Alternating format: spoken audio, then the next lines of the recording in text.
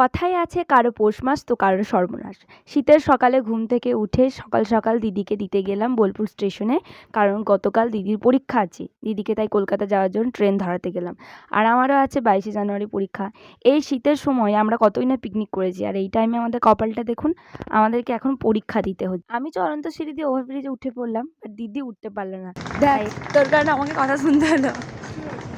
বলছে ও ভয় খেয়ে ওকে ধরে চাপাইতে হতো। বলছে চলে আসিস, টাকা দিবি না?